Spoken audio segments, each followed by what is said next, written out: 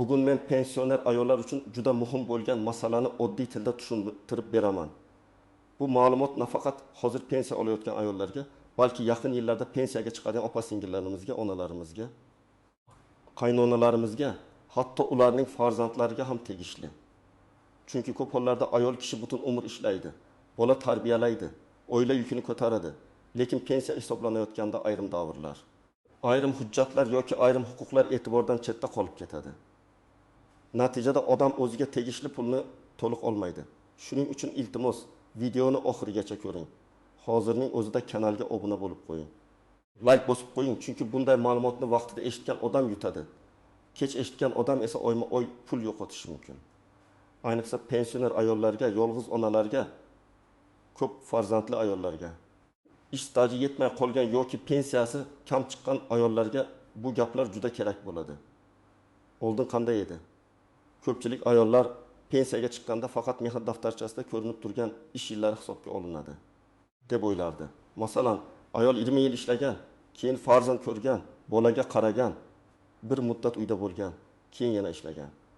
Pensiyaga kelganda esa ba'zi davrlar hujjatlarda aniq ko'rinmaydi. Ish joyi yopilib ketgan bo'ladi. Arxivdan ma'lumot topilmaydi yoki bola parvarishi davri to'g'ri kiritilmaydi. Shunda pensiya kutilgandan kam chiqadi. Endi muhim o'zgarish shundaki, ayollar pensiyasini hisoblashda avval e'tibordan chetda qolgan davrlarni aniqlash, tasdiqlash va pensiyani qayta ko'rib chiqish imkoniyatiga jiddiy e'tibor berilmoqda. Ya'ni pensiya bir marta tayinlandi, bo'ldi. Endi o'zgarmaydi degan tushuncha noto'g'ri. Agar sizda qo'shimcha stajni tasdiqlovchi hujjat, ilgari hisobga olinmagan ish haqi ma'lumoti, bola parvarishi davri, diplom bo'yicha ayrim davrlar yoki boshqa qonuniy asoslar bo'lsa, pensiyani qayta hisoblatish uchun murojaat qilish mumkin. Men buni juda oddiy qilib aytaman, agar pensioner ayolning pensiyasi kam chiqqan bo'lsa yoki u pensiyaga chiqqan paytda hamma hujjatlari to'liq bo'lmagan bo'lsa, hozir qo'l qovushtirib o'tirish kerak emas. Hujjatlarni qayta ko'tarish, pensiya jamg'armasiga murojaat qilish, arxivdan ma'lumot olish, ish stajini tiklash kerak bo'lsa yozma javob talab qilish kerak. Birinchi navbatda pensiya miqdori ikki asosiy narsaga bog'liq. Ish staji va ish haqi.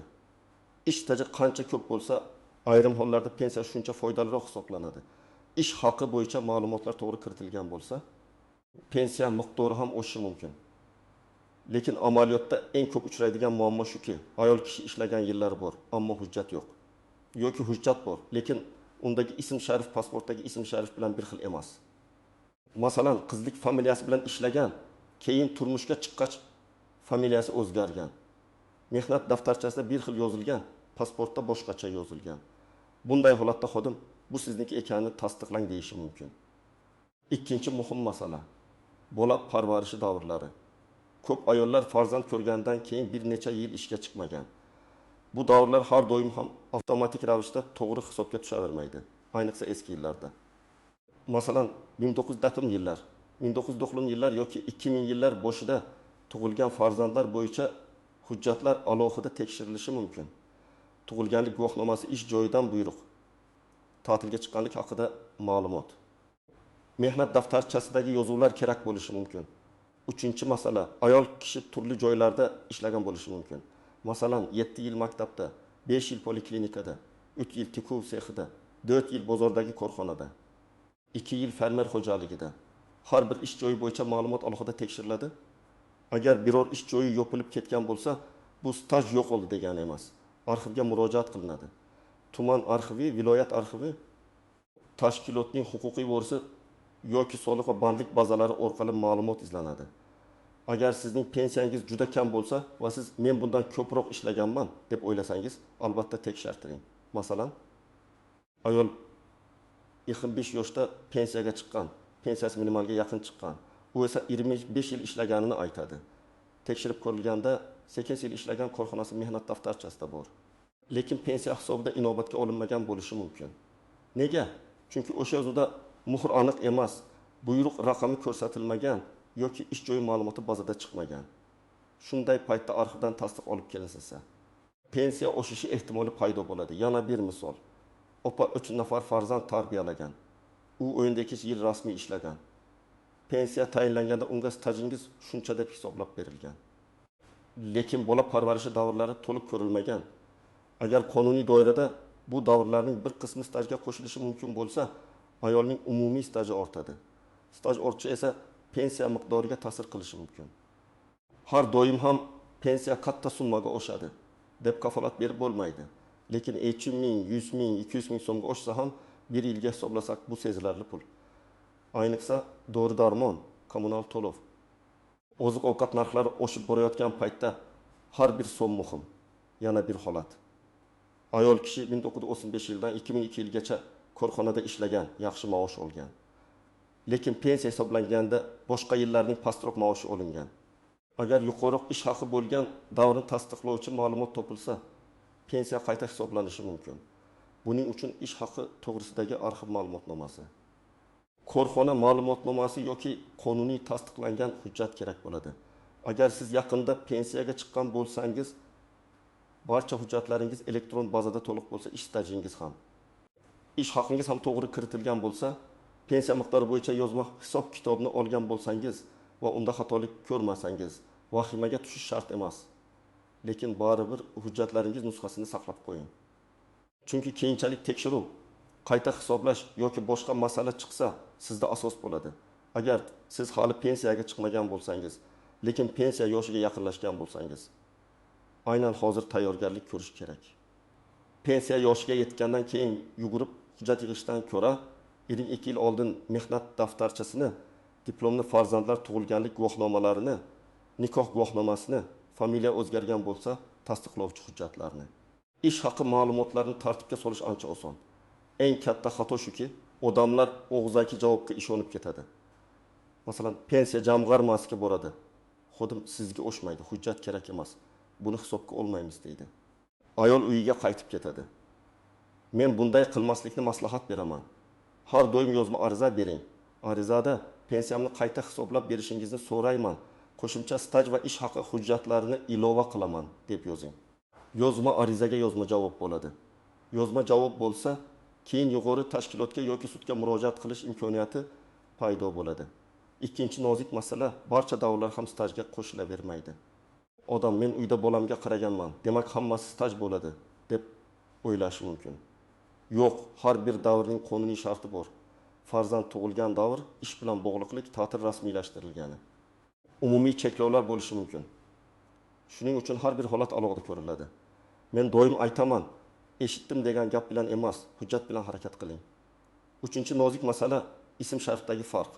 Masalan, mehnat daftarchasida Gulnora deb yozilgan, pasportda Gulnora bo'lishi mumkin. Yoki otasining ismi bir joyda qisqartirilgan, boshqa joyda to'liq yozilgan. Bunday holatda ayrim xodimlar hujjatni qabul qilishda qiynaladi. Sizda nikoh guvohnomasi, tug'ilganlik guvohnomasi, familiya o'zgarganini tasdiqlovchi hujjat bo'lsa, masala osonlashadi. 4-nozik masala arxiv ma'lumotlari. Ba'zi odamlar arxivga borib, birinchi javobda topilmadi degan xat oladi va to'xtab qoladi. Lekin ba'zida tashkilot nomi o'zgargan bo'ladi. Masalan, avval Irson tikuv fabrikasi bo'lgan, keyin textil servis bo'lgan, keyin boshqa korxonaga qo'shilgan. Shuning uchun arxivga murojaat qilganda korxonaning eski nomi, taxminiy ish yillari, lavozim, bo'lim, seks, hatto rahbar yoki hisobchi familiyasi bo'lsa, yozib berish kerak. Ma'lumot qancha aniq bo'lsa, topish imkoniyati shuncha yuqori bo'ladi. 5-nozik masala, pensiya oshishi faqat ariza berilgan kundan boshlab hisoblanishi mumkin bo'lgan holatlar uchraydi. Shuning uchun bugun imkon borida kechiktirmang. Keyingi oy boraman, yozda boraman, farzandim bo'lsa boraman deb yurish pul yo'qotish bo'lishi mumkin. Agar sizda asos bo'lsa, imkon qadar tezroq murojaat qiling.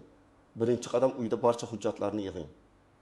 Mehnat daftarchasi, pasport yoki ID karta, pensiya guvohnomasi, nikoh guvohnomasi, familiya o'zgargan bo'lsa tasdiqlovchi hujjat, farzandlarning tug'ilganlik guvohnomalari, diplom harbiy xizmatga aloqador hujjatlar bo'lsa, ish haqi ma'lumotnomalari, eski korxonalardan berilgan buyruq nusxalari, ma'lumotnomalar, arxiv javoblari hammasini alohida papkaga soling. Ikkinchi qadam, mehnat daftarchangizni diqqat bilan ko'rib chiqing. Har bir ishga kirgan va ishdan bo'shagan sana bor yo'qligini tekshiring. Muhr bormi? Buyruq raqami bormi? Lavozim yozilganmi? Korxona nomi aniqmi? Agar biror joyda bo'shliq bo'lsa, masalan 1992 yilda ishga kirgan, lekin bo'shagan sana yo'q. Bu muammo tug'dirishi mumkin. Bunday joylarni alohida ro'yxat qiling. 3-qadam pensiya jamg'armasining tuman yoki shahar bo'limiga boring. O'zingiz bora olmasangiz, ishonchnoma orqali farzandingiz yoki yaqin qarindoshingiz yordam berishi mumkin. Borganingizda og'zaki gap bilan cheklanib qolmang. Ariza yozing. Arizada shunday mazmunda yozish mumkin. Mening pensiyamni tayinlashda hisobga olinmagan ish stajim va ish haqi davrlari mavjud deb hisoblayman. Ilova qilinayotgan hujjatlar asosida pensiyamni qayta hisoblab berishingizni so'rayman. Qabul qilingan qaror bo'yicha menga yozma javob berishingizni so'rayman. 4-qadam arizangiz qabul qilinganini tasdiqlatib oling. Arizaning 2-nusxasiga qabul qilingan sana, kirim raqami, mas'ul xodim imzosi qo'yilsa yaxshi. Agar elektron tarzda topshirsangiz, tasdiq raqamini saqlang. Chunki keyin men ariza berganim deganda qo'lingizda isbot bo'lishi kerak. 5-qadam. Agar sizga arxiv ma'lumoti kerak deyishsa, qaysi arxivga qanday mazmunda murojaat qilishni aniqlab oling. Arxivga yoziladigan so'rovda falon yildan falon yilgacha falon korxonada ishlaganligim, lavozimim, ish haqi va ishga qabul qilish hamda bo'shatish buyruqlari bo'yicha ma'lumot berishingizni so'rayman deb yoziladi. Agar korxona nomi bir necha marta o'zgargan bo'lsa, hammasini ko'rsating. 6-qadam. Pensiya hisob-kitobini so'rang. Ko'pchilik faqat qancha pensiya chiqdini biladi, lekin qaysi staj hisoblangan, qaysi ish haqi olingan, qaysi davr kiritilmaganini bilmaydi. Siz pensiya hisobida nechta yil staj tan olinganini, qaysi davrlar hisobga kiritilganini bilsangiz, xatoni topish osonlashadi. 7-qadam. Agar rad javobi berilsa, darrov umidsizlikka tushmang. Rad javobida sabab ko'rsatilgan bo'lishi kerak. Masalan, hujjat yetarli emas, davr tasdiqlanmadi, qonuniy asos yo'q deyiladi. Sababni o'qing. Agar hujjat yetishmasa, hujjat toping. Agar noto'g'ri talqin qilingan deb hisoblasangiz, yugurib turuvchi organlarga murojaat qiling. Zarur bo'lsa, yurist bilan maslahat qiling. Birinchi misol, Matluba opa 26 yoshida pensiyaga chiqqan. Pensiyasi kam chiqqan. Chunki rasmiy hisobda oxirgi yil staj ko'rsatilgan. Opa esa 23 yil ishlaganini biladi. Tekshiruvda ma'lum bo'lgan 1993-2000 yillardagi tikuv korxonasi bo'yicha ma'lumot kiritilmagan. Arxivdan ishga qabul qilish va bo'shatish buyruqlari topilgan. Natijada qo'shimcha staj tasdiqlangan. Pensiya qayta ko'rilganda miqdor oshgan. Bu yerda asosiy yutuq opa shunaqa ekan deb qolib ketmagan, hujjat izlagan.